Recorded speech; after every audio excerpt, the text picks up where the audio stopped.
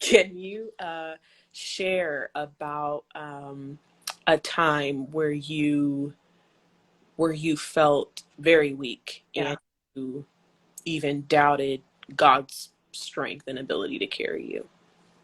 So I think for me, um, I have I've been married for 18 years. My children turn 8 next week.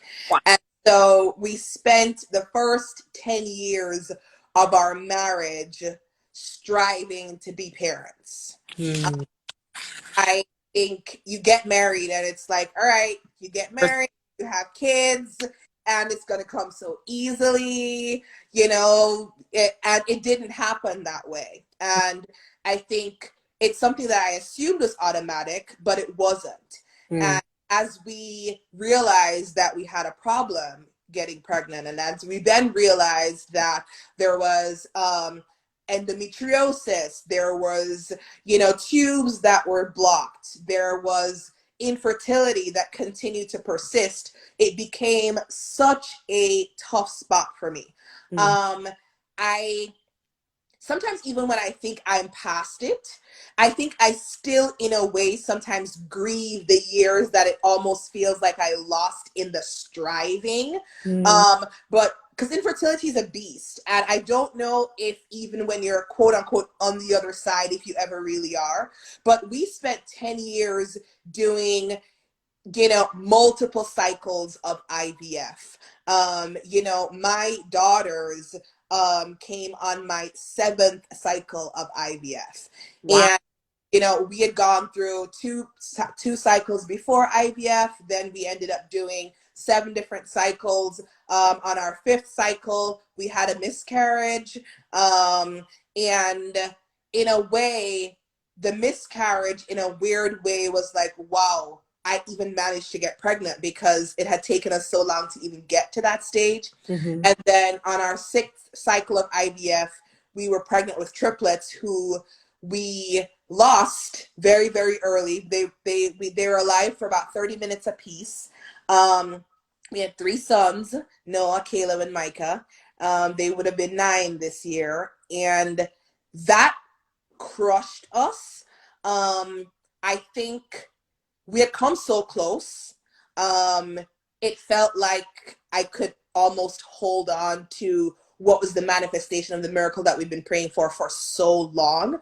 Um, our faith was so strong up until through that entire pregnancy. We really felt like this was it. And then when we lost our sons, that was when we sat back and we said, "Whoa, God, where are you?" Um, How so far, that was kind of it for me. how far along? So just to backtrack Yeah. a bit, when you um, when you guys first started trying, how long was it before you realized, okay, like the getting the diagnosis Yeah. for endometriosis and all of, like, how long were you guys married and trying before then that?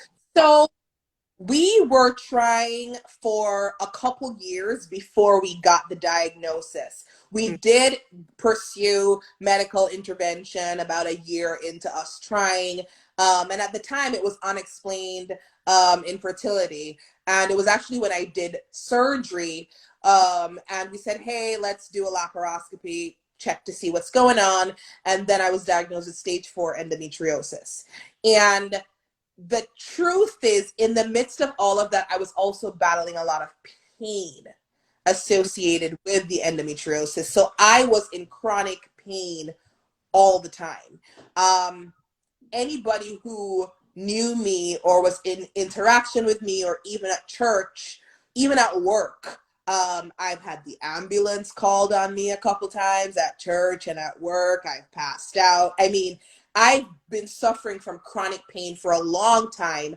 And so when the endometriosis diagnosis came, in a way, initially it felt like a blessing because now I knew what was wrong, but Mhm. I also didn't have a solution. And I still wasn't getting pregnant. And so I think all of that mixed in, it was just whammy after whammy after whammy, and it challenges every part of you. It challenges you as a wife, it challenges you as a woman, it challenges your marriage, it challenges you physically, mentally, financially, because we empty just about everything in this whole, you know, struggle to get pregnant. And so it was in those moments that I probably said, all right, God, where are you? where, Mm. where are you? Where are you? I remember I remember when we lost our sons. Um, there was a when we first went to the hospital, we first went in labor. We went to the hospital. I was so sure that we weren't going to lose our sons. You couldn't have told me. I was adamant. The doctor said it was going to happen. I said, you're lying. And I remember I used to play the Mary Mary song a lot. I just can't give up now. Come too far from where I've started from. Nobody told me the road would be easy, and I don't believe he's brought me this far to leave me. Mm. I sang that song the entire time, and I said, no, he didn't bring me this far to leave me. So we're not losing these children. And then when we lost them, I Mm. said, did you really leave? Did you leave me? D- did you really leave? Like, we had some, God and I, we had some honest conversations. Um, 2003 was a very honest conversation kind of year. It Oh, was a lot. It was. I mean, I can't. This is the thing too, because I think I thought I thought you guys just had to walk through losing um your son, like just the first child. I Yeah. had no idea that then it's like, you know, it's like it happens all over again, but now this is three. How far along were you through that pregnancy when that happened? So we lost my sons almost 23 weeks in. So we were almost 23 weeks in when we lost our sons. And we were so close to, you know, viability and all of these things that they like to define. Um, Mm. we were so, so close. And I remember trying so hard to hold on, um, trying so hard to hold on. And I flat out refused to let them induce me. I refused anything because I said, I'm just gonna hold on. Mhm. Give me one more day, one more day, one more day. I was trying to get to 24 weeks. I was in the hospital. I labored for 4 days. And then, then they said, oh, and right now you're battling infection. So we also can't do a, you know, like a C-section. You have to actually have a vaginal birth. And then I was like, you've got kidding me? Are you serious now? Why would you torture me this way? Mm. But I will say that I still remember God in the midst of that.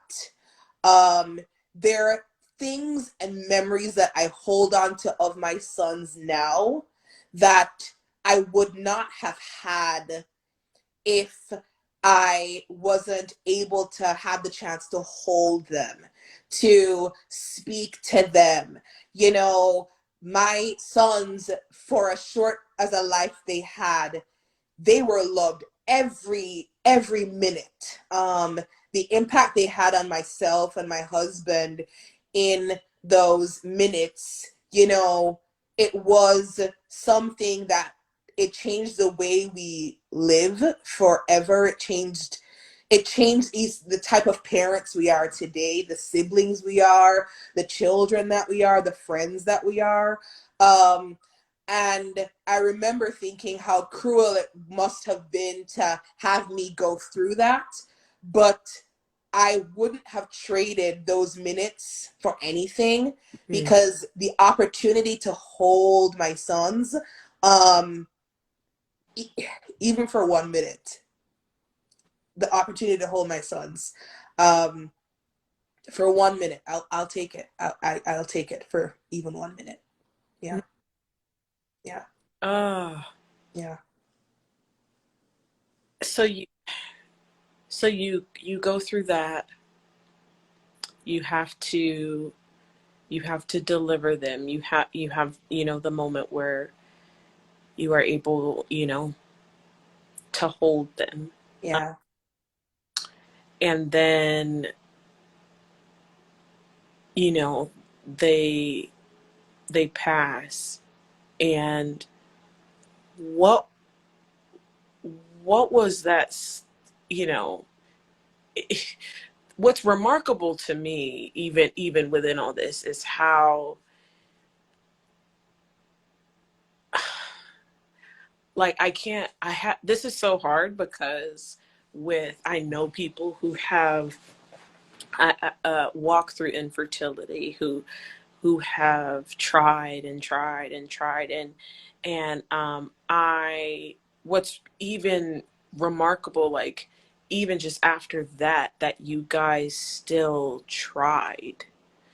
Like, I think that alone feel like, even after, trying and trying and trying, and then getting the diagnosis. Okay. Like, I almost think it was just like kind of, it just felt like one, like, wall, or, after another, or maybe every time you, like, got your hopes up, it was like you had a little glimmer of light, and then it might just have felt like it was just, like, snuffed out. And yet, even in that, like, trying and trying, and okay, first miscarriage, trying and trying, and okay, now losing the boys, like, what was it that gave you guys the audacity to keep trying? Like, So I'll say this. A lot of times people talk about me. They talk about my strength.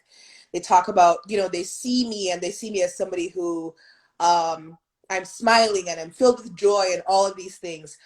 I will say that I didn't always have joy in the middle of my weakness, in the middle of my struggle, in the middle of the waiting. I didn't always have that kind of joy. For me, what I give a lot of credit to my husband. mm, Um, I was not going to try again after losing our sons. I'll be the first to say I had no desire to try again. Um, I was at the end of my rope. I could not have imagined going through that again. I did not have any more joy left in me. mm, Um, and my husband had been in prayer about it, because he had been trying to find, Lord, how are you going to be glorified in this situation? This just doesn't make any sense. My husband is also very constant, very consistent, and as much as this rocked him, um, it was also, he talks about how it was also the first time where the Lord really spoke to him. And the Lord told him that we should try again. I wow. remember when he came to me and said, I think we should go one more time. I said to him, you're crazy. I said, you're mad. And he said to me, affliction will not arise a second time. And I said, you are crazy. And what he said to me was, the boys, even though we lost them, the Lord had revealed to him that the boys were actually a miracle, right? The boys were a glimmer of hope, because what the boys showed was that they told us all along that I couldn't get pregnant. And they told us all along I couldn't carry. And so, as hard as it was, the boys were actually three miraculous sons. Three. Three miraculous sons. And he felt like that opened the door to what was to come. And so at the moment, I said to him, we don't have any more money. We actually did not have any more money. We had maxed out every credit card. We had finished our savings trying to have children. We had nothing else. And at the time, I had moved on. I was at one job and I had moved on to another job, and I had been at this new company now for several years. And after my husband said to me we should try again, I remember that same week, I don't remember exactly if it was the next day or a couple days after, but that same week, I got a letter in the mail. And in the mail, there was a check. The check was from the company I had worked at 4 years before. 4 years. They were doing a review, and I was eligible for a pension payout. And it was $9,000. And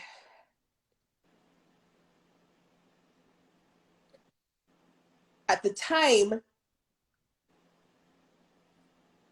my doctor was also so invested because we had been with him for so many years. He was so invested that he said, I know you may not want to try again anytime soon, but if you do, we have samples for the medications. We'll make sure that your shots are covered, all of those things. And so a normal cycle, was like 15 to 18,000 at the time. And he had said it would probably cost you somewhere in the region of $9,000 to $10,000.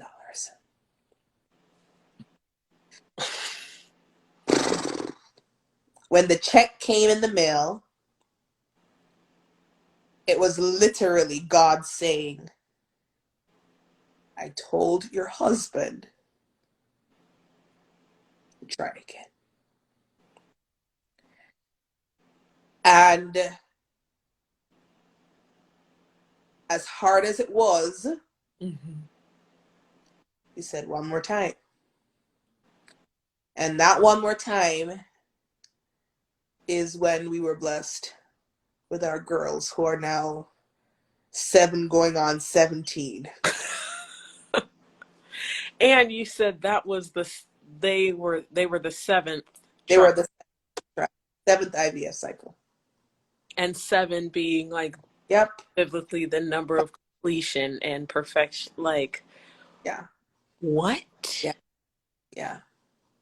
And they were the 7th IVF cycle, but my 9th cycle of fertility overall, because I had done IUI before, and 9 being fruitfulness. And so it was just like, I was sitting there going,